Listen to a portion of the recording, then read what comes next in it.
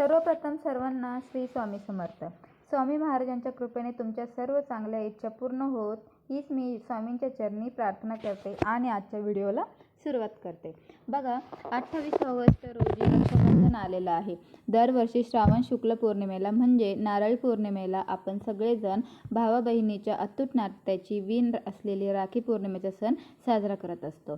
जगाच्या पाठीवर भाऊ बहीण एकमेकांपासून दूर जरी असले तरी भावा बहिणीचे नाते दिवसेंदिवस अजून घट्ट व्हावे, त्यांच्यातील प्रेम, काळजी, परस्पर संवाद नेहमी टिकून राहावा व भावा बहिणीने कायम एक पाठीराखा व्हावे आणि बहिणीने सुद्धा भावाची एक पाठीराखी व्हावे म्हणून रक्षाबंधन दरवर्षी साजरे केले जाते. बघा, 2026 मध्ये पौर्णिमा ही तिथी 27 ऑगस्टला सकाळी 9:08 सुरू होईल आणि 28 ऑगस्ट रोजी सकाळी 9:47 पर्यंत असणार आहे. म्हणजेच उदय तिथीनुसार आपल्याला राखी बांधण्यासाठी 28 ऑगस्ट 2026 वार शुक्रवार हाच दिवस दिलेला आहे. तर पंचांगानुसार या दिवशी राखी बांधण्याचा कालावधी हा सकाळी 6:19 पासून ते 9:48 पर्यंत दिलेला आहे. तसेच या दिवशी शतभिषा नक्षत्र आणि अतिगंड योग असा शुभ संयोग निर्माण होत आहे. याशिवाय चंद्र स्वतः शनिदेवाच्या कुंभ राशीत भ्रमण करणार आहे. या सर्व ग्रहांच्या स्थितीमुळे हा दिवस अत्यंत विशेष ठरतो आहे. राहू काळ वगळता बहिणींनी कोणत्याही भीतीशिवाय दिवसभर आपल्या भावाला राखी बांधता येणार आहे.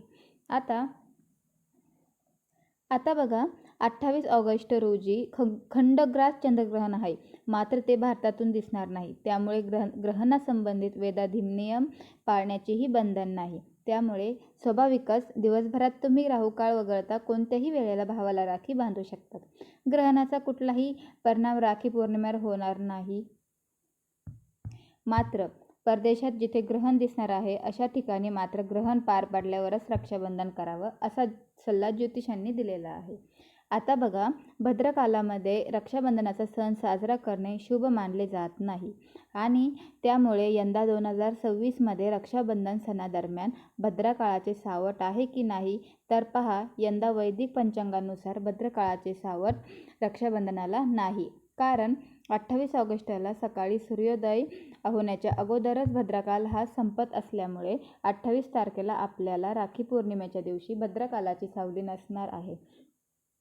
पण राहुकाल हा सकाळी 1.5 तास असल्यामुळे आपल्याला त्या वेळेत राखी बांधायची नाही. तसेच शुभ मुहूर्त, अभिजित मुहूर्त व राहुकाल यांची संपूर्ण माहिती मी पुढे सविस्तरपणे दिलेली आहे, ती देखील जाणून घेऊयात. पण त्या अगोदर रक्षाबंधनाविषयी थोडक्यात माहिती आपण पाहूयात. येत्या 28 ऑगस्ट शुक्रवार रक्षाबंधन आलेलं आहे.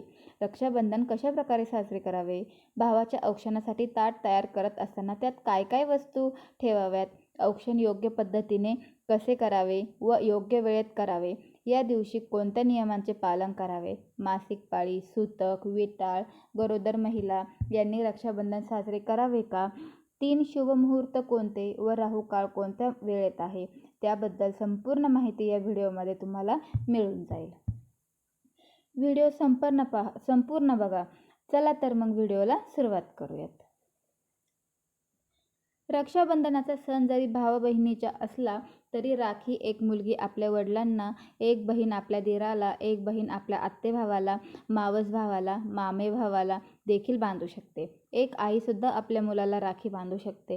तसेच एखाद्या घरात फक्त मुलीच आलेल्या असतील तरी यामध्ये एक बहीणसुद्धा दुसऱ्या बहिणीला राखी बांधू शकते. बहीण आपल्या भावाचे औक्षण करते आणि त्याच्या उजव्या हाताच्या मनगटावर राखी अर्थात रक्षासूत्र बांधते, जेणेकरून आपल्या भावाला दीर्घायुष्य लाभेल आणि त्याचे सर्व काही चांगले होईल. रक्षाबंधनाच्या दिवशी भावाच्या उजव्या हाताला राखी बांधणे हे शुभ मानले जाते.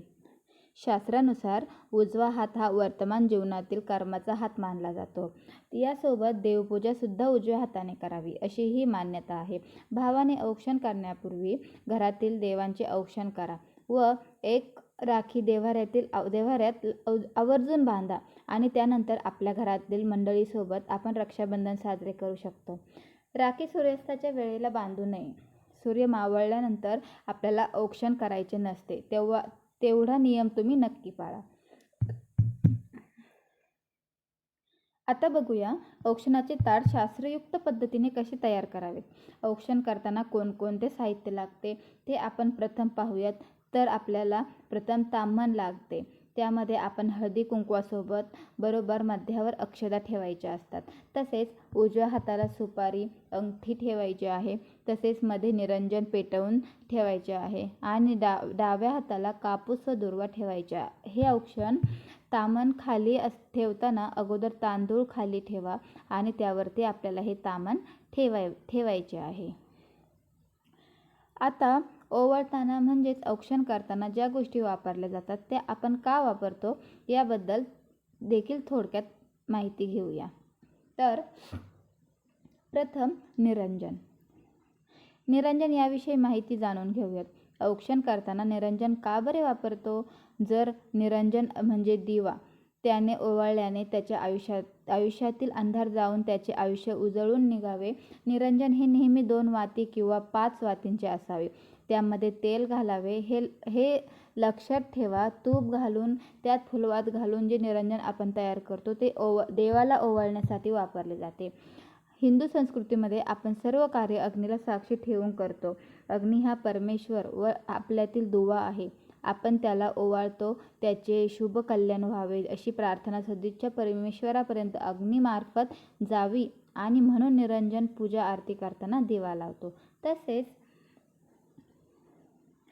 तसेच आता आपण सुपारी पाहूयात. त्याचे आयुष्य सुपारीसारखे टणक व मजबूत व्हावे म्हणून आपण औक्षण करताना सुपारीही वापरत असतो. आता बघा, सोन्याने का ओवाळावे तर चांदीने का बरे नाही? तर त्याचे आयुष्य सोन्यासारखे निष्कलंक होऊन त्याच्या आयुष्याला सोन्यासारखी झळाळी यावी. अगदी साधा सोपा हा त्याचा अर्थ आहे. आता लक्षात घ्या, अक्षता करताना अखंड तांदळाच्या अक्षता असाव्यात. त्या कुंकू किंवा हळद कुंकू लावलेली किंवा बनवलेली अशी अक्षता असावी. म्हणजे पांढरे तांदूळ थेट अक्षता म्हणून घेऊ नका. अक्षतांनी आपण आशीर्वाद देतो. तसेच त्या शुभ कार्यात देखील वापरल्या जातात.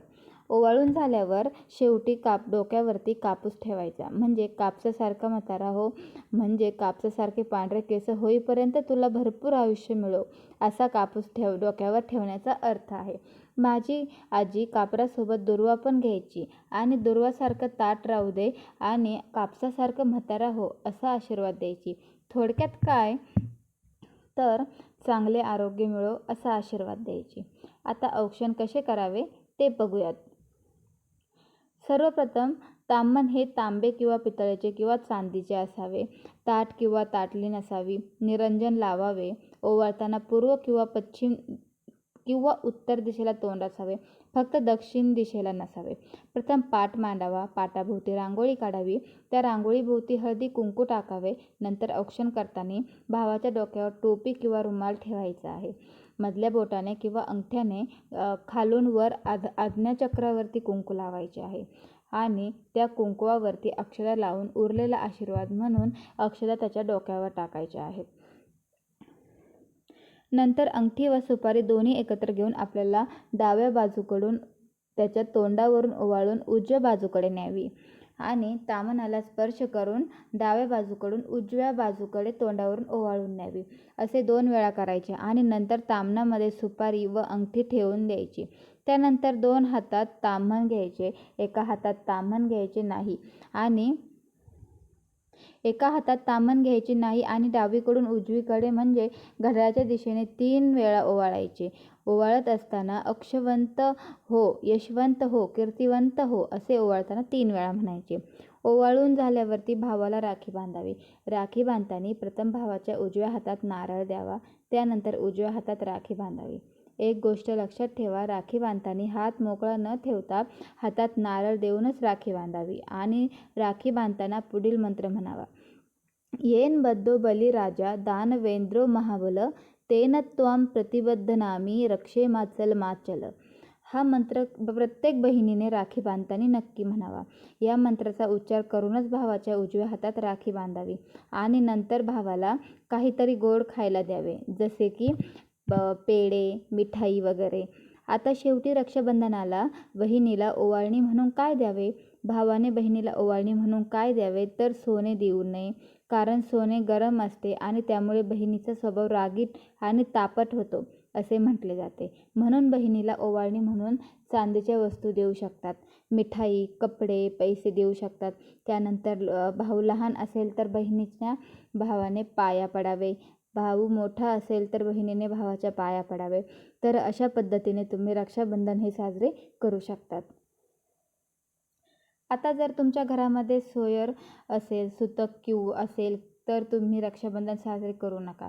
पुढच्या वर्षी रक्षाबंधन येईल त्यावेळेस तुम्ही राखी बांधू शकता. त्याचबरोबर ज्यांना मासिक धर्म आहे अशा महिलांनी, मुलींनी सुद्धा रक्षाबंधन साजरे करू नका, कारण ही एक पूजाच आहे. तसेच गर्भवती महिला, ज्या महिला प्रेग्नंट आहेत, गरोदर आहेत, तर त्या राखी बांधू शकतात, रक्षाबंधन साजरे करू शकतात. आणि त्यानंतर राखी आपण कशी बांधावी. राखी बांधताना तुम्ही पिवळ्या, हिरव्या किंवा इतर रंगाची राखी घेऊ शकतात, परंतु राखी चुकूनही काळ्या रंगाच्या धाग्याची घेऊ नये. लाल, पिवळा किंवा केशरी धागा असलेली राखी घ्या. तसेच ती अर्थपूर्ण असावी, शुभ चिन्ह वगैरे असावीत. राखी तुटल्यास तिला नाण्यांसह झाडाखाली ठेवण्याचा सल्ला धर्मशास्त्रांमध्ये देण्यात आलेला आहे. त्यानंतर राखी बांधल्यानंतर ती कधी काढावी. तर बघा, रक्षाबंधनाच्या दिवशी बांधलेली राखी 24 तासानंतर तुम्ही काढली तरी चालते. त्याचबरोबर जन्माष्टमीच्या सणाच्या दिवशी राखी काढली जाऊ शकते. काही लोक जोपर्यंत राखी आहे, रक्षासूत्र स्वतःहून निघत नाही तोपर्यंत ते काढत नाही. आता जाणून घेऊया की राखी बांधण्याचा शुभ मुहूर्त काय. भद्रकालात किंवा राहुकालात केलेल्या कामात अनुचित घटना घडण्याची शक्यता असते. त्यामुळे भद्रकालात कोणीही शुभकार्य आणि मंगलकार्य केले जात नाही. यंदा नारळी पौर्णिमा ही 2026 मध्ये 27 ऑगस्टला सकाळी 9:08 सुरू होईल आणि 28 ऑगस्ट सकाळी 9:47 पर्यंत असणार आहे. सूर्योदय तिथीनुसार 28 ऑगस्ट वार शुक्रवार या दिवशी आपल्याला रक्षाबंधन साजरे करायचे आहे. पंचांगानुसार या दिवशी राखी बांधण्याचा कालावधी हा सकाळी 6:19 पासून ते 9:48 पर्यंत देण्यात आलेला आहे. बघा, यंदा राखी बांधण्यासाठी हे 3 शुभ मुहूर्त सर्वश्रेष्ठ सांगितलेले आहे. त्यातला पहिला सकाळचा शुभ मुहूर्त हा सकाळी 6:36 पासून ते सकाळी 9:45 पर्यंत आहे. त्यानंतर अभिजित मुहूर्त हा दुपारी 12:03 पासून ते दुपारी 12:53 पर्यंत. या वेळेत सुद्धा तुम्ही राखी बांधू शकतात. त्यानंतर सायंकाळचा मुहूर्त आहे तो संध्याकाळी 7:43 पासून ते रात्री 9:30 पर्यंत आहे. तर या 3 सुवर्ण मुहूर्तावर तुम्ही तुमच्या भावाला राखी बांधल्यास भावाच्या आयुष्यामध्ये सुख, समृद्धी आणि ऐश्वर्य वाढेल. त्याचबरोबर बघा, राहुकालसुद्धा आहे. राहुकालामध्ये चुकूनही भावाला राखी बांधायची नसते, कारण शास्त्रानुसार राहुकालात कोणतेही मंगल कार्य किंवा शुभ कार्य केले जात नाही. त्यामुळे 28 तारखेला सकाळी 10:54 पासून ते दुपारी 12:02 पर्यंत राहुकाल आहे. लक्षात ठेवा, 10:54 पासून ते दुपारी 12:02 पर्यंत राहुकाल आहे. तर या वेळेत भावाला ओवाळायचं नाही आहे आणि भावाला राखीसुद्धा बांधायची नाही आहे.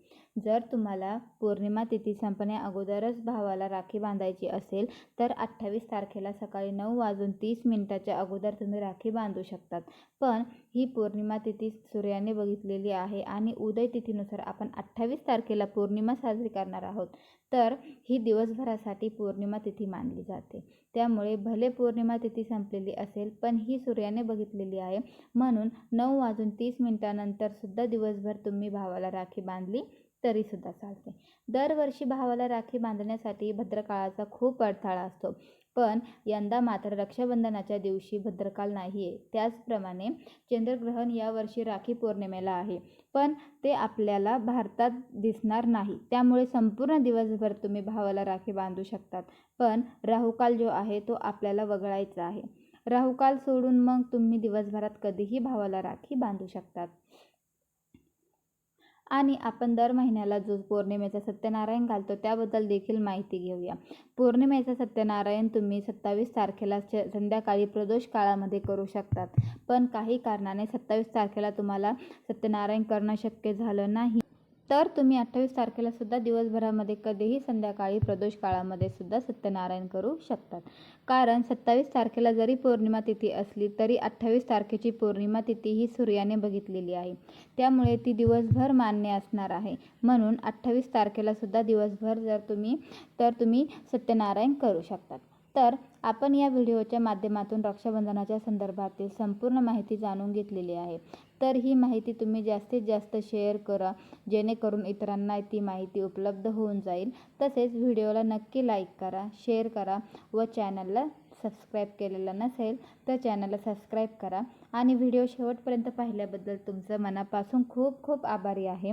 तसेच तुम्हाला रक्षाबंधनाच्या खूप खूप शुभेच्छा. धन्यवाद. श्री स्वामी समर्थ.